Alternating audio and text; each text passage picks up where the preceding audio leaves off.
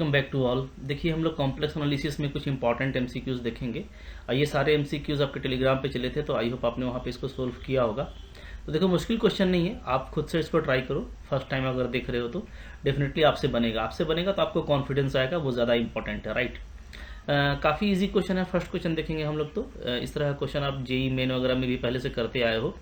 तो यहाँ पे हम लोग देखेंगे कि सिंपली 1 प्लस आयोटा का पावर 8 है। ओके, तो ये एक बिल्कुल बेसिक क्वेश्चन आपसे पूछा गया है। इस तरह का भी एक दो क्वेश्चन एग्जाम में आ जाता है, तो इसको बिल्कुल क्विकली हम लोग देखो इस तरीके से कर सकते हैं कि हम लोग क्या करेंगे ना, √2 का पावर 8 को कॉमन लेंगे और क्या कर लेंगे, अंदर में दोनों टर्म में √2 से डिवाइड करेंगे। ठीक है, कैसा ऐसा क्यों कर रहे हैं आपको पता है, पहले से आप जानते हो उसे।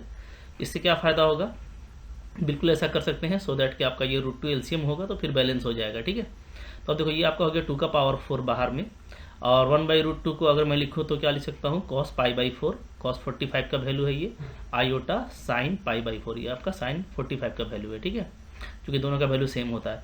अब यहाँ पे आप सिंपली देखोगे कि आपका डिमॉर्गन्स थ्योरम आ गया है, तो यहाँ पे हम लोग क्या अप्लाई कर सकते हैं, यहाँ पे हम लोग देखेंगे तो 8 जो है आपका अंदर में आ जाएगा, तो cos 8 × π/4 आप ऐसा लिखिएगा, प्लस आयोटा साइन 8 × π/4। ये आप ट्राइगोनोमेट्री में डिमॉर्गन्स थ्योरम में पढ़ते हैं। ठीक है, तो अब देखिए यहाँ पे सिंपली ये तो 16 हो गया, ये आप देखोगे तो ये आपका हो गया cos 2π प्लस आयोटा, ये आपका हो गया sin 2π। sin 2π आपका 0 होता है, cos 2π आपका 1 होता है, सो फाइनली आपको यहाँ पे 16 आएगा। तो बहुत जल्दी इस तरह का क्वेश्चन को आप कर पाओगे। ठीक है, बिल्कुल इससे भी फास्ट कर पाएंगे हम लोग, क्योंकि इससे हम लोग काफ़ी फेमिलियर हैं इस तरह के क्वेश्चन से। नेक्स्ट देखो, तो अब यहाँ पे देखो अगर पावर 8 की जगह पे कुछ और रहेगा तो इस तरह का क्वेश्चन आप लोगों ने डाउट में पूछा था, तो आप अपने से कर लेना। ठीक है, यही आपका तरीका होगा।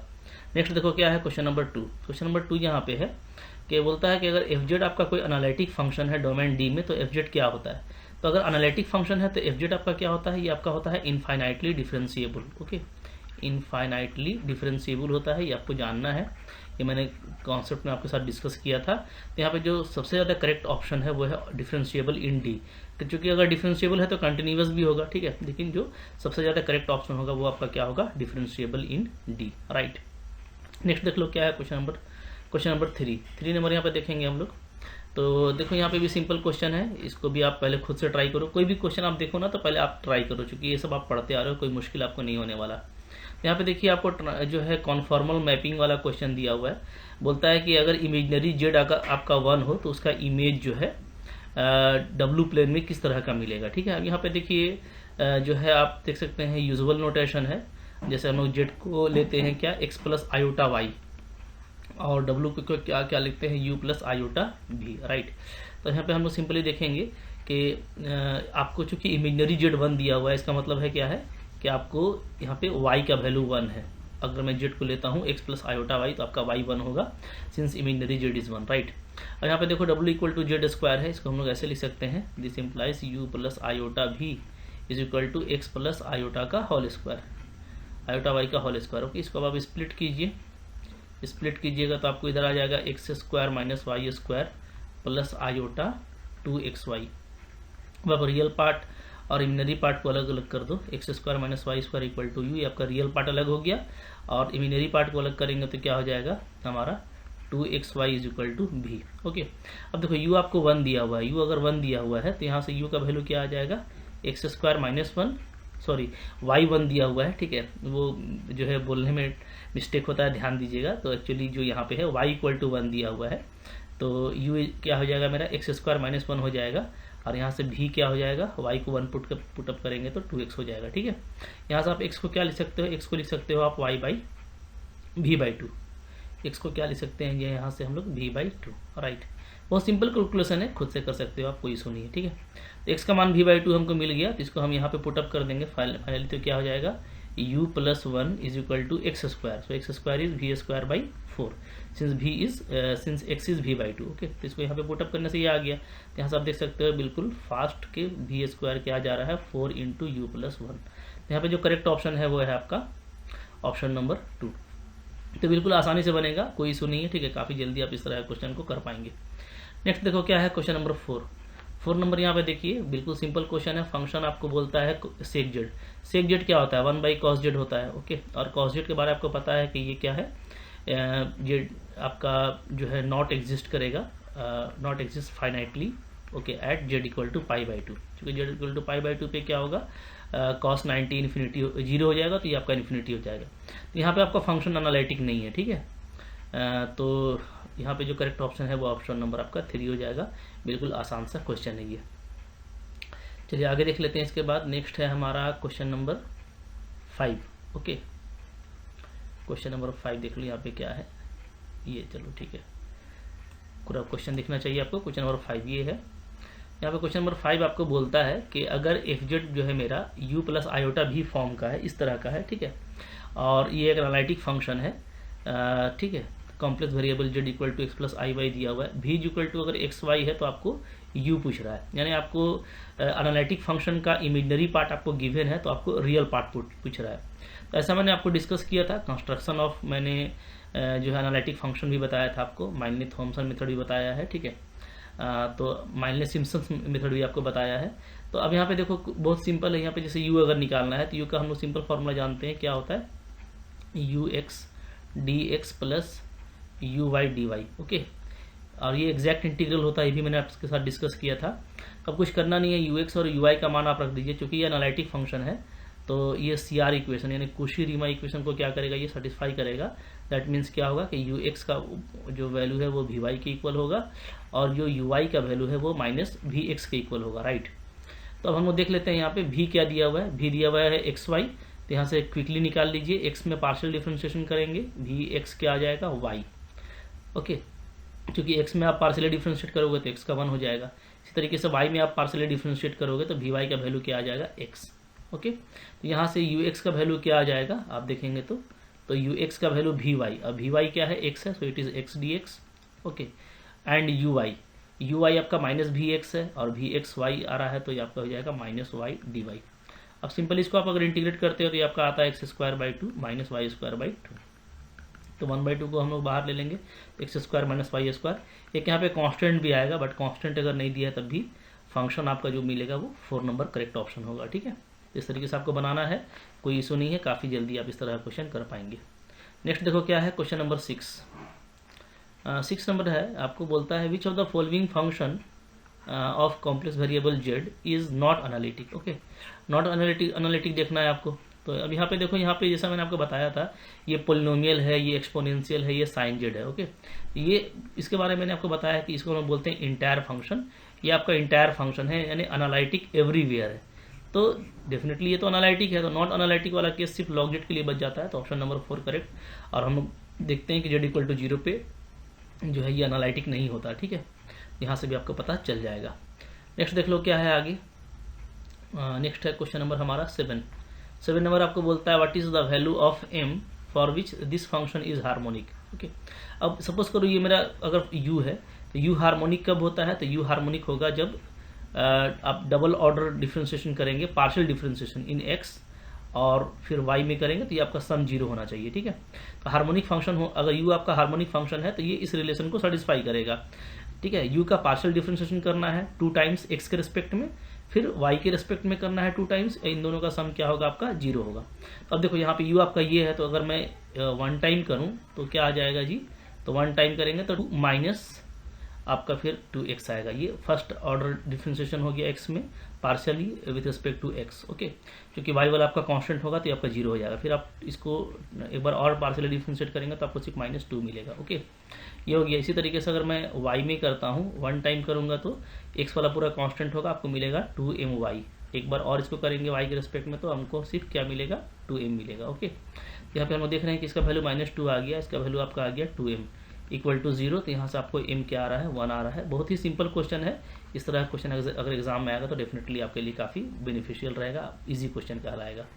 नेक्स्ट देखो क्या है, क्वेश्चन नंबर 8। क्वेश्चन नंबर 8 यहाँ पे देख लेते हैं। यहाँ पे देखो 8 में है आपको कि अगेन एफ जेड आपको u प्लस आयोटा भी एक एनालिटिक फंक्शन दिया हुआ है और इसका रियल पार्ट आपको गिवन है। तो बोलता है भी क्या होगा। ओके, तो अगेन फॉर्मूला वही होगा, भी अगर निकालना होगा तो क्या करेंगे, भी एक्स डी एक्स प्लस भी वाई डी वाई करेंगे।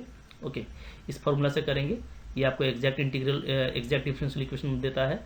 और यहाँ से भी एक्स और भी वाई आपको कैसे मिलेगा, तो अगेन आप चूंकि ये एनालिटिक फंक्शन है तो ये सी आर इक्वेशन यानी कुशी-रीमान इक्वेशन को होल्ड करेगा। दैट मीन्स क्या कि u x equal to v y होगा और आपका u y equal to minus v x होगा।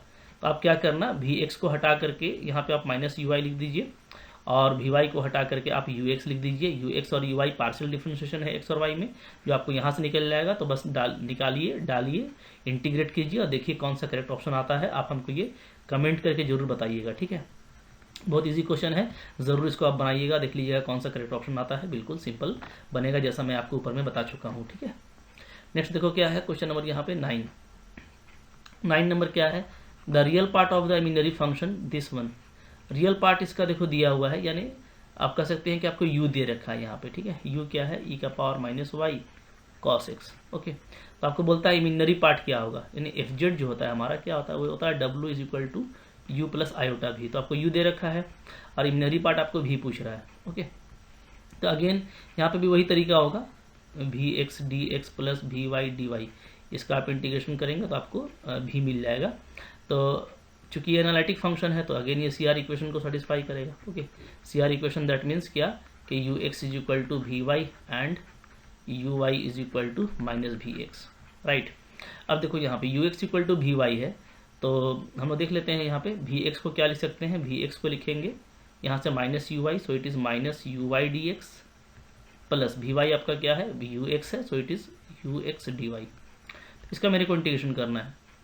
तब आप देख सकते हो यहाँ से u आपको ये दे रखा है, तो अगर अब मैं x में पार्शियल डिफरेंशिएशन करता हूँ तो क्या आ जाएगा, e का power minus y sine x, minus में ये आएगा, ठीक है।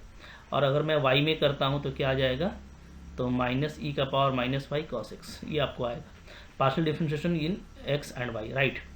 अब इसको आप यहाँ पे पुटअप कर दो तो क्या आ जाता है, तो माइनस यू वाई करेंगे तो आ जाएगा e का power minus y cos x and d x, okay, ये आ गया जी। प्लस यू एक्स यहाँ पे पुटअप करते हैं तो चूंकि माइनस है तो यहाँ पे माइनस लिखेंगे, माइनस ई का power minus y sine x और डी वाई, राइट। इस तरह का आपका आ गया। अच्छा, अब देखिए यहाँ पे मैं आपको पहले भी बता चुका हूँ कि ये हमारा जो डिफरेंशियल इक्वेशन आता है ये क्या आता है, ये एग्जैक्ट आता है। ये मैंने आपको डिस्कस भी किया हुआ है पूरा, जब मैं पूरा आपको कॉन्सेप्ट पढ़ा रहा था। तो अगर ये एग्जैक्ट आता है तो हमको यहाँ पे कुछ देखना नहीं पड़ता है। क्या करना पड़ता है, सिंपली जब हम एक्स में इंटीग्रेट करेंगे तो हम क्या करेंगे, हम वाई को कॉन्स्टेंट लेंगे, राइट। जब हम y में इंटीग्रेट करेंगे तो हम क्या करेंगे, हम लेंगे टर्म फ्री फ्रॉम x, यानी वही टर्म लेंगे जो x जिसमें x नहीं होगा, ठीक है। तो अब यहाँ पे आप देखोगे कि यहाँ पे अगर y कांस्टेंट है तो e का पावर माइनस वाई आपका बाहर आ जाएगा और सिंपली हमको cos x dx का इंटीग्रेशन करना होगा। जबकि इधर आप देखोगे कि x से फ्री, तो चूंकि e का पावर माइनस वाई क्या है, मल्टीपल में है, तो x से फ्री टर्म तो इसमें है ही नहीं, क्योंकि जो भी टर्म है उसमें साइन एक्स भी है, तो ये आपका सिंपली जीरो हो जाएगा। तो फाइनली e का power minus y cos x का इंटीग्रेशन आपका साइन एक्स, तो ये आपका करेक्ट ऑप्शन आने वाला है। यहाँ पे ऑप्शन नंबर आपका 2 इज करेक्ट हियर। तो काफ़ी आसानी से बन जाएगा, जो एग्जैक्ट डिफरेंशियल इक्वेशन है उसका कॉन्सेप्ट आप यूज़ करेंगे, राइट। नेक्स्ट देखो क्या है क्वेश्चन नंबर 10 नंबर यहाँ पे देखते हैं हम लोग कि 10 नंबर क्या बोलता है, the value of k that makes the complex valued function f z is equal to this one, ठीक है। एनालिटिक बोलता है, अगर ये एनालिटिक है ये फंक्शन तो k का क्या वैल्यू होगा। तो कोई नहीं, बहुत इजी है। जैसे यहाँ पे अगर आप रियल और इमेजिनरी पार्ट को अलग अलग करो, क्योंकि उसको आप एनालिटिक फंक्शन को आप u प्लस आयोटा भी लेते हैं, तो u आपका यहाँ पे क्या हो जाएगा, e का पावर माइनस के एक्स कॉस 2y, राइट। और v क्या हो जाएगा, v हो जाएगा माइनस e का पावर माइनस के एक्स साइन 2y, ये हो जाता है जैसा आप देख पा रहे हैं, ठीक है। यहाँ पे अगर आप देखोगे पार्शियल डिफरेंशिएशन करोगे x में तो इसका आ जाएगा e का पावर माइनस के एक्स और माइनस के आप बाहर भी आएगा, ओके। और cos 2y आपका कांस्टेंट रहने वाला है, cos 2y, ओके। यहाँ पे मैं भी वाई निकाल लेता हूँ, तो y के रिस्पेक्ट में करूँगा तो e का पावर माइनस के एक्स और साइन 2y का क्या हो जाएगा, तो 2 cos 2y ये होगा, ओके। तो अब देखो यहाँ पे चूंकि क्या है कि एनालिटिक फंक्शन है, अगर ये एनालिटिक फंक्शन है दैट मीन्स क्या, ये आपका कुशी-रीमान इक्वेशन को होल्ड करेगा। कुशी-रीमान इक्वेशन क्या होता है, यानी यू एक्स का वैल्यू क्या होना चाहिए, वी वाई के इक्वल होना चाहिए। इसलिए मैंने इसको एक्स के रिस्पेक्ट में किया, इसको मैंने वाई के रिस्पेक्ट में किया, ताकि मेरे को ये रिलेशन मिल जाए। यानी ये दोनों इक्वल है, ये दोनों अगर इक्वल है तो आप देखोगे कि ये पूरा वैल्यू जो है दोनों तरफ सेम है, ओके। तो ये आपका एलिमिनेट हो जाएगा। तो आगे में जो माइनस के है, माइनस के, तो माइनस के इक्वल टू क्या बच रहा है, -2 बच रहा है सिंपली, ठीक है। तो यहाँ पे आपको के का वैल्यू 2 आ जाएगा। तो बिल्कुल आप बहुत ही फास्ट मोड में इसका आंसर निकाल पाएंगे। इस तरीके से करना है, कोई मुश्किल आपको नहीं होने वाला, ओके। इस तरह का क्वेश्चन देखो चला था टेलीग्राम में, तो क्या करेक्ट आंसर है वो आप मैच कर लेना। और इस तरह का अगर सिंपल क्वेश्चन आता है तो आपको एग्जाम में कभी नहीं छोड़ना, पूरा बना करके आना, याद रखिएगा, ठीक है। तो चलो आज के लिए इतना ही, फिर कोई क्वेश्चन आता है तो मैं उसको आपको बताता हूँ आगे। तो आप मेरे चैनल को सब्सक्राइब रखिए, ठीक इस तरह का आपको डेली का वीडियो मिलता रहता है, इसको आप देखिए, काफ़ी फ्री वीडियोस अवेलेबल है। लास्ट ईयर का मैंने क्वेश्चन कराया है, अगर आप झारखंड पीजीटी की तैयारी कर रहे हो तो उसको भी पूरा देख लो। तैयारी अच्छी रखोगे तो एग्जाम निकालने में आपको कोई मुश्किल नहीं होगा। लास्टली यही कहूँगा कि अगर आप मेरा कोर्स पूरा करना चाहते हो, पूरा कॉन्सेप्ट वगैरह देखना चाहते हो, लॉट ऑफ एमसीक्यूज वगैरह करना चाहते हो, तो आप मेरा एप्लीकेशन डाउनलोड कर लो। एप्लीकेशन का लिंक आपको डिस्क्रिप्शन बॉक्स में मिल जाएगा, वहाँ से आप जाकर के CSIR, NET, GATE, JAM, Jharkhand PGT, TGT, West Bengal PGT, UP PGT सबकी तैयारी अच्छे से कर सकते हो। ठीक है, थैंक यू वेरी मच।